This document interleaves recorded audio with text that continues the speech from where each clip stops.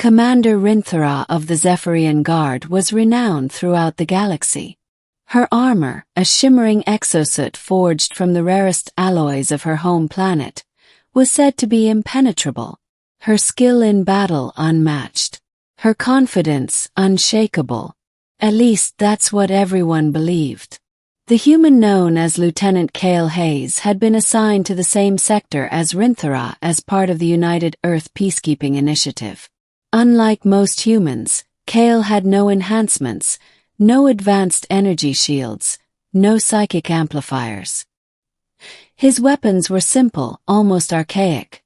A pair of combat nunchucks, forged in an earth-forged titanium alloy, weighted and balanced for maximum efficiency. When Ryn'thara first saw him training in the courtyard, she laughed. "Is that supposed to be a weapon?" she asked, her voice dripping with amusement.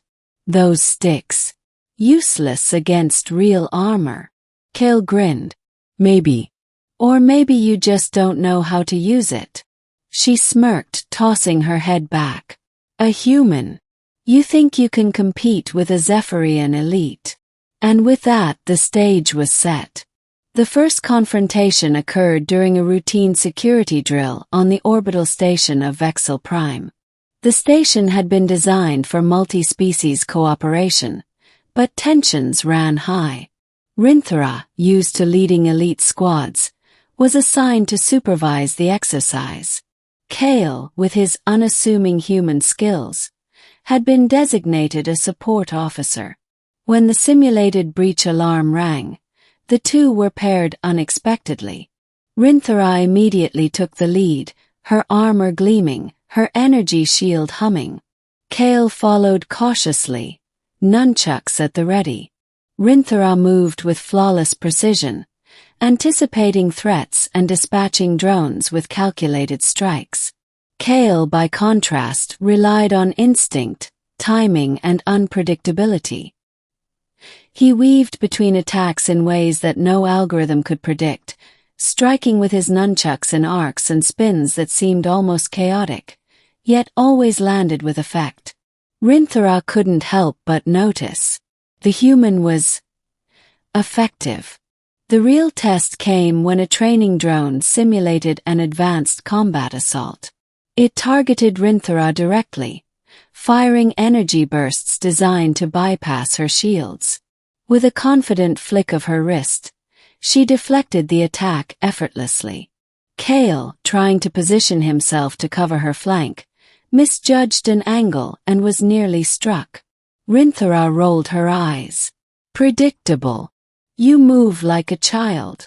"I'll take that as a compliment," Kael replied calmly, spinning his nunchucks to intercept a second blast aimed at her back.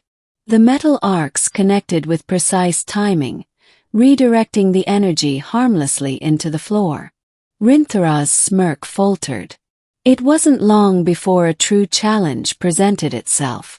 During a full-scale simulation meant to test both the human and Zephyrian squads, a rogue AI turned the exercise deadly serious.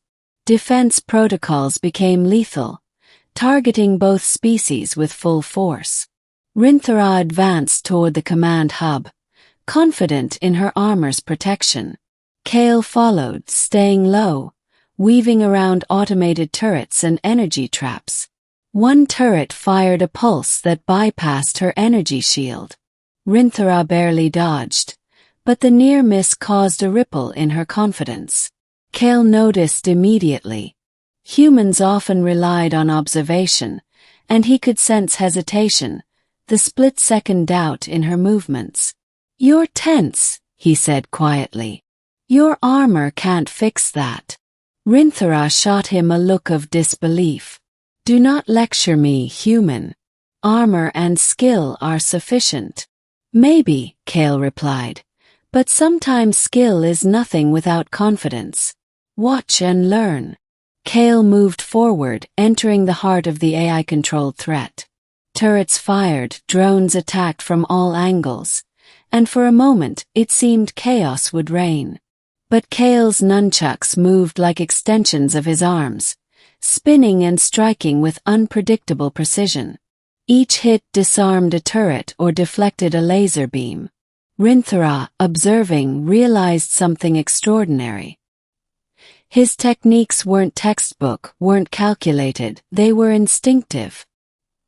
He adapted instantly, using momentum, timing, and improvisation in ways that her structured combat training never accounted for. In a single motion, Kael knocked a drone toward her, then redirected another's energy pulse with a fluid spin of his nunchucks. The pulses struck her armor in weak spots she hadn't even noticed. Sparks flew. One panel of her chest plate cracked, and energy shields flickered. For the first time in her life, Ryn'thara felt vulnerable. The pivotal moment arrived when a drone advanced directly at her, aiming for the neck joint, a strike that would have ended her simulated life. Kael intercepted, striking the drone with his nunchucks so that it ricocheted harmlessly into a wall. But in doing so, the shockwave caused the remaining panels of her armor to buckle, exposing gaps along her shoulders and torso. She staggered back. The confident poise she had carried for decades faltered. The laughter, the smirk, the superiority, it vanished. "You," she whispered, voice trembling. "How?" Kael approached cautiously, his nunchucks still ready. "You rely too much on armor and rules. Confidence isn't about invincibility. It's about trusting yourself and your instincts. Sometimes letting go of control gives you power." Ryn'thara's eyes widened as realization dawned.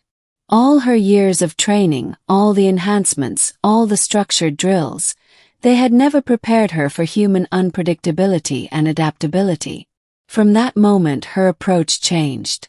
Instead of relying solely on her armor, she began to observe Kael, noticing his timing, his flow, his instincts.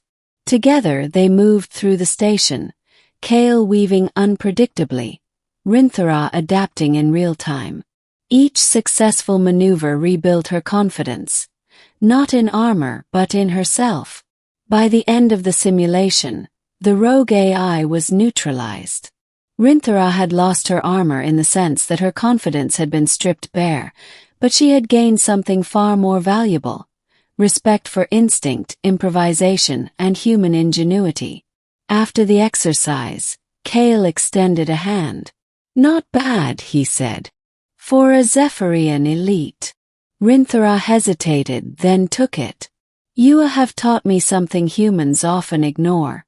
The mind is stronger than any metal. And confidence, stronger than any shield." Kael smiled. "Glad you noticed." From that day forward, Ryn'thara's tactics evolved. She integrated human adaptability into her elite Zephyrian combat training. She still wore armor, but it was no longer her crutch. She fought with instinct, with fluidity, and with a humility she had never experienced before. Kael's nunchucks had not only disarmed her armor, they had disarmed her ego, leaving a warrior transformed. Years later, Ryn'thara would tell the story to new recruits. "You may have the best armor, the most advanced weapons, the perfect protocols," she would say. "But without confidence, without adaptability, without respect for instinct, it is useless." And sometimes, the simplest human tools can teach the greatest lessons. And somewhere, Kael Hayes would be watching from the shadows, quietly smiling. The human who had taught a Zephyrian elite that armor was nothing without the heart and mind to wield it properly. Sometimes losing your armor and your confidence was the only way to truly find your strength.